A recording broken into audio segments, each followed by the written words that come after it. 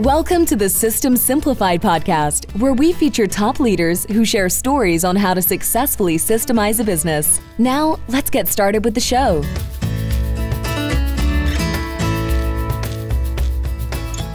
So I'm very happy to introduce today's guest, Carl Smith from the Bureau of Digital, in short, the Bureau. And Carl has been in the industry of digital marketing for years. Like I know in 2003, after 14 years in the industry already, he started his own agency. And then Carl, you were part of the Bureau at that time, right? Or you got introduced while you had your own agency. And you really fell in love in connecting people, connecting digital marketers. And that's now what you do full time, which you are like a professional connector, which I love. I love connecting people. So I can totally go like, wow, you do that full time. This is amazing. So first of all, great to have you here, Carl. Thank you for being a guest. And definitely want to shout out to John Corcoran from Rise 25 for introducing us. And tell us more about the Bureau. So I know I probably didn't do a great job introducing it because it's so much more than what I just said. So tell us about the Bureau of Digital. Absolutely. And thanks again, Adi, for having me here today. So the Bureau kind of blindsided me in 2012. It was just, when you run your own digital agency, you're constantly in fear because you didn't go to school for business, right? You kind of stumbled into it. And it was especially true in the late 90s, early 2000s when I started. And I got contacted by these two guys named Greg, who were running a shop called Happy Cog, who said that they wanted me to join them and 22 other people running shops for 3 days to talk about what we were doing. And honestly, I knew who they were, but I didn't think they would know who I was. And books that were from their shop were on my bookshelf and stuff. And I just said, why me? And they said, well, we've been reading your blog and you're either really, really smart or you're totally full of crap. And we want to find out which one. And I was like, I would like to know that as well. So I went and I met these other people and I had crazy imposter syndrome because some of them had coined terms, some of them had written books that I'd read. And at the end, you realize that we're all just trying to figure it out. None of us really knew what we were doing, but we all knew enough that together we could kind of cobble it and figure out what to do. So fast forward from 2012 to today, we've had over 10,000 people come through Bureau events, be connected in some way. And now we've actually shifted because of the pandemic from being an events organization to truly being a membership-based community. Oh, wow. So before the pandemic, you actually had in-person events. Oh, yeah. So people will fly from all over the country? Yeah, all over the world, actually. All over the world. Wow. We'd have people from Australia, people from Japan, people from, I want to say, Croatia. So we definitely had an international flair at the in-person events. And when the pandemic hit, it was devastating for a lot of people. But if you were in the event space, you had venues that you may have had. We had like $120,000 in deposits out there that were not getting returned. And then we had ticket refunds that were being requested that we were paying, even though we hadn't gotten the refunds. So it's, and then you shift quick and you learn and you do a lot of online stuff. But I think the beauty of the Bureau is our core purpose is just to support digital professionals, right? They didn't go to school for this. There's really not that many educational opportunities, but when you get to meet other people who do what you do, you can figure it out. For sure. Absolutely. So let's say we have digital marketers right now listening to us. So what to expect when you join the Bureau? Sure. So when you join the Bureau, the first thing you're going to find out is that there's a lot of opportunities to connect and to learn. You're going to get put into our Slack channel, which has the 700 members in it. It is very sliced and diced so that it feels personal for you. Let's say you're an account manager you're going to be in with other account managers. You're going to be able to talk about account management stuff and not worry about other people who aren't there listening. So you can say, I don't know how to do this, right? And not this fear of being exposed because you're with your peers. You're also going to have great commons channels so that just everybody's together talking about different things, health and wellness. We have a pets channel. So it's like anything that the community wants is what the community gets. That's what I see my role as, to listen, to curate, and to provide. Nice. So how do you become a member of the Bureau? Really, you go to bureauofdigital.com and there's a membership tab and you just sign up. It's also interesting because while we don't curate the members, like everybody is totally welcome, there's also a very strict policy on not selling. So it's like a lot of times you'll get people in there who have services that are relevant to people in the community, but it is a help first and get asked for a service kind of situation. And I have to protect that now because especially now we're growing about 5.5% a month. So if you think about that, right, it's it's a lot. We're growing, I guess, about 30 to 40 people a month. And, amazing. And I think I had Lori Gold Patterson at a shop called Pixo in Urbana, Illinois. She told me my challenge, and this was way 4 years ago, was going to be scaling intimacy. Like, how do you scale intimacy? And honestly, I think by creating small opportunities for people to get together in small group conversations, that's the way we do it. And then being very strict so that people understand this is a place to share and collaborate and lift each other up. It is not a marketplace. Right. Yeah. And I think it will get created by developing the relationships, because within any big group, you will find the people that you resonate the most, that you become friends with, etc. And you build those relationships, you build those collaborations. And I think that is the power of a group like that. Oh, absolutely. And then once you have those relationships, well, business relationships form on their own. We have a collaborations channel where probably anywhere from 8 to 10 collaborations happen a week, where either somebody says, I have this work I can't do, to somebody, are they qualified for it? Or they say, I need support. Do you want to team up? Right. And that becomes the best. We've even, we call them bureau babies, but over the course of the 9 years, we've had mergers happen. So it's one of my happiest moments when we had a shop in Charleston that merged with a shop up in Toronto. That's wonderful. And when they merged, I was giddy, right? Because I knew that they just completed each other. So anyway. Oh, for sure. Absolutely. I think it's great. You know, Carl, this is the System Simplified podcast, right? And before we started the podcast, of course, we talked. And, then you shared with me about, you were thinking about the podcast and systems, and systems, but everything is a system. So let's explore this opportunity a little bit, and let's help, like you said, when I asked you, what would you like to get out of this podcast? And you said, if we can actually get somebody unstuck or give somebody an idea that will help them get unstuck, that's what we want. And we share that purpose. That's why I started my podcast. I want to make sure that we give content and relevancy to people regarding systems. So now let's talk about systems in the creative area, right? In the creative arena for digital marketers or any creative people that might think, I don't need systems, so I don't have systems. And I did interview several agency owners, on my podcast, and we came to the conclusion, systems are important, right? It actually allows you to be more creative as opposed to less creative. So share with us, what did you figure out when you were thinking about, like I said, the word systems, and what came to mind? Well, first of all, as somebody who's completely disorganized, the idea of systems or spreadsheets or anything that curates a process kind of scares me a little, because I know I'm going to mess it up. I know that my brain's going to fly all over the place and I'm not going to be able to figure it out. But what I thought after listening to a couple of your episodes was, wow, we have systems, and we've even formalized some of them. And I think specifically around community, and this is something that I hear a lot of shop owners talk about as well. They may have an alumni community, people who used to work with them, but they're trying to keep them tight. And what I've realized is all of our conversations that we have, all of the content, if you will, that gets created, that is basically people solving problems is the lifeblood of the Bureau. And so it happens in Slack now. It'll happen in person again soon, right? Fingers crossed.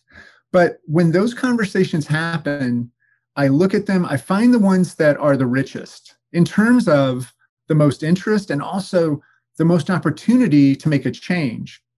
And then we're taking those and I'm researching other answers. I'm talking to other people in the community. And that's what now becomes the newsletter, right? And that newsletter has got roughly 6,000 people in it.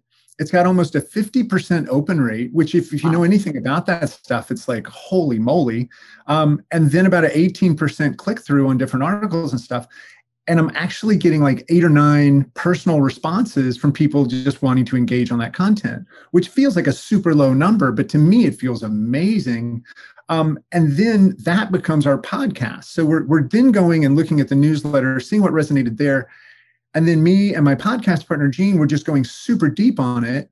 We're putting all this out on social, right? And then we're getting connections from our past, new people who didn't know us before, and they're becoming members.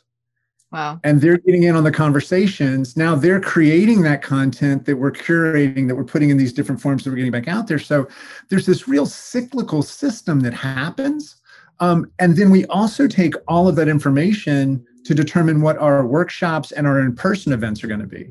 So if we go through all of that and we have not found a good solution, like right now, the big challenge for everybody is recruiting and retention, right?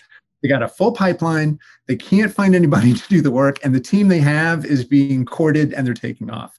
That's right. So that becomes a workshop, right? A hiring and onboarding, a recruiting and retention workshop. And then when we look at our programming for our bigger events, positioning is huge. We've seen that conversation a lot. So now we're trying to create an actual educational opportunity with a subject matter expert to come in. So it's all a system. I didn't know that until listening to your podcast. And now I'm just like, how did I not realize we're doing this on purpose? We just didn't tell ourselves. Right. Exactly. That's exactly right. And that is the key, is that systems already exist. We're not recreating something new or something that didn't exist there before. Systems do exist. It's just a matter of systematizing, meaning documenting, right? You document, you figure out what they are, you document them so you don't have to reinvent it every time. So you actually can have more time to do the things that you're so good at, which is creating and vision, being a visionary and finding new areas, etc. So yeah, for sure. So from your experience with digital marketing, digital marketers, agencies, etc., what do you think is preventing people from actually taking the time and documenting how they do things and creating systems? That's an excellent question. And I would say that it's improved over the last few years. Like if you look at 2003, when I started, and you can even go back to like 99, and bring that forward to maybe 2012, I think everybody was a craftsperson. Almost all of us that started in the web, we were somebody like, I fancied myself a writer, but I wasn't very good. But we were doing things that we saw the web as a new medium.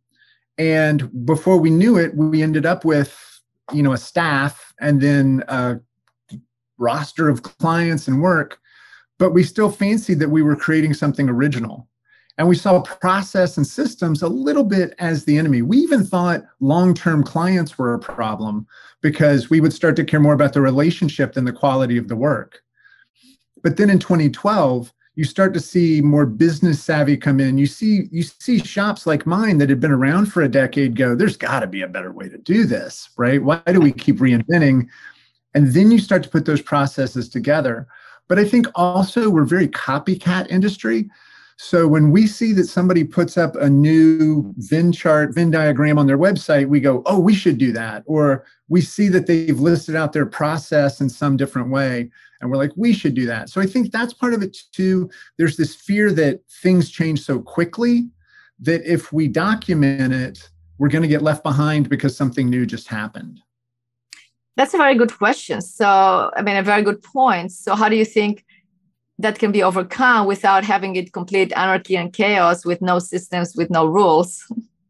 Well, first of all, if you'd ever seen my shop, we were Lord of the Flies. We were anarchists, and it was glorious. I'm not going to apologize, but it definitely had its challenges.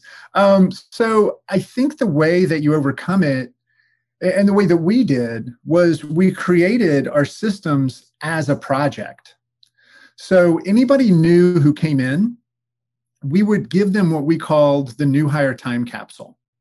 Okay, they were allowed that first week to write down everything they thought was broken with the system and needed to change, but they weren't allowed to share it with anyone. Put it in an envelope, wait on it, and then 90 days later, they would open it and they had to see if they knew why we did the things that they couldn't figure out because they had been in the system then, right? But at the same time, they had this opportunity to document and write changes. Now, when you had been there for a while, you could actually make a request to change a process. And what we found was once we had built out this fairly elaborate wiki, it was a kind of choose your own adventure, in that based on how the client was, like, is this a heavily legal regulated project? Okay, we're going to need the more strict process. Is this a chocolatier and we're going to stand online and make chocolate covered popcorn? Okay, this is more of the fun process. So I think we were able to brand systems based on the work we were doing and not feel like we lost our creativity or our flexibility.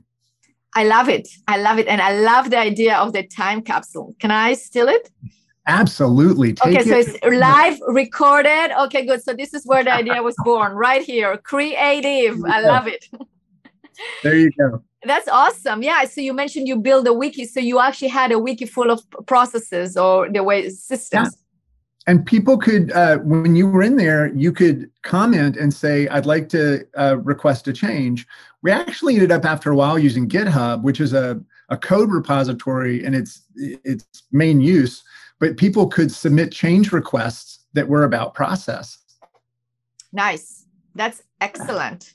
That's really... Also, what else we found was it kept the culture a lot healthier because nothing got internalized. People were able to share what they wanted to change and why. And periodically it would get pulled up for review whenever we were doing a retrospective. Great. What was your process of changing? Like, how would somebody approach you to change something? Did you have a requisite of like, okay, again, like if you, just like you had with a time capsule, wait a little bit to see if you are actually creating that's how I like to do it, is like really have like a form or a process on how to change a process, because sometimes it can be like a knee-jerk reaction, this is not work for this client, so that's why let's change it. But I always like to actually have it done in a way that you have to explain why, you have to support it, give support for it, and definitely have it like maybe the leadership team or a group of executive actually look at it, as opposed to just changing just like that, right? So what was your process of changing processes? Definitely. So the process for process, I love this. So we would do a retrospective. A lot of people call them postmortems, but in our space, in our community, we call them retrospectives, so it doesn't sound like something died. I know, it sounds definitely very, I like it. Even then, with longer projects, we call them progressives, where maybe every 2 months, we'll look back at that 2 months and see what happened. So this is where you document the change request earlier so everybody can be aware of it. But this is where you would bring it up for review and you would explain why. One rule we had in every progressive or retrospective was you were not allowed to blame the client. You were not allowed to say that the client did anything. And the clients were often invited into these meetings. If they weren't there, you weren't even allowed to mention them, because you give away your power to make change if you're saying an external source or something like took it away from you. So at that point, we would basically have some trial process changes that were available. So on a next project, somebody could use it as a trial change. It wasn't going to go implement it immediately all the way out. Basically, somebody who's running a project could say, hey, we're going to go ahead and try the change where we bring a stakeholder in a little bit earlier, and we'll report back on how this goes. And if they said it went well, then maybe we roll it out to the next 3 or 4 projects. And if it goes well enough, then we just go ahead and make it a permanent change. But it's a slow roll for sure. Oh, for sure. But it also doesn't allow just to change things that work without having somebody to actually take a look at it and make sure that it's necessary and needed. So definitely, yeah. Yeah, that's a great process of changing processes. There you go. The other thing I'll say about that is we had we were fairly flat. I think there's no such thing as a flat organization. Like I'll tussle with people on this if they want. I think they're lumpy organizations, but ultimately there's an owner whose neck is on the line if there's a lawsuit or the money goes bad or something happens. But what I'll say is there's always somebody who feels the most pain. And I think that person deserves to have the most authority when it comes to a change. If there's part of the process that is just disrupting one individual every time, maybe it's a project manager, maybe it's somebody doing QA, maybe it's a developer, I think they get a weighted voice. They get to say a little bit more about how that goes because it's not impacting me, right? And I think that one of the biggest examples of this was we had an issue with parking at our office when I was running my shop. And I kept thinking I was going to solve it and take care of it. And then one day I just looked at the person who constantly couldn't get a parking spot. And I said, you know what? I'm going to let you take care of this. Like, figure out whatever you think would be best. Let me know if you need money, if you need me to say something because, the owner of that thing or whatever, which I hate hierarchy altogether. But what they did was they cut a deal with a legal firm that was next door that didn't use half of their lot, that they would let us use it. And you know what? She took care of it in 2 days. I had been trying for 4 months, but it didn't hurt me every day. So I think that's another thing. Make sure that you understand when you're looking at a system or a process, who does it impact? And make sure you give them a little louder voice than everybody else. Yeah, it's all about empowerment. You empower your team so then you don't have to do it yourself. You can delegate, and then you can really get yourself to a point where you can do what you want to do in terms of like being the visionary, or maybe if you are actually in operations, so do the operations or do your what you are supposed to do as an executive, and let other people under you to actually empower them to do what they need to do and what they should do. Yeah, and what gives them a better work environment. Absolutely. Wow. Okay. So this has definitely been so informational in terms of figuring out how systems do work for creative agencies. And so you said at the beginning, let's say it again. So if we have people that are interested in finding out more about the Bureau of Digital, they should just Google Bureau of Digital and then they will find it. Or is there a specific URL you want to share?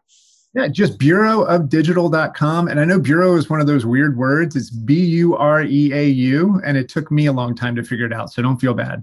That's right. It's BUR and then EAU. So make sure. Bureau of Digital, just behind you as well. But in case listeners are listening to us, it's a podcast and I don't see it. So let's go to bureauofdigital.com. You can join as a member. You get you get this amazing community, knowledge. It's always good to collaborate and have communication with people, like-minded people. And it's great. And well done, Carl, on growing this community and getting it to this level. It's fantastic. Thank you for being a guest on this podcast. Very educational. Thank you very much. You're welcome. Thanks, everyone.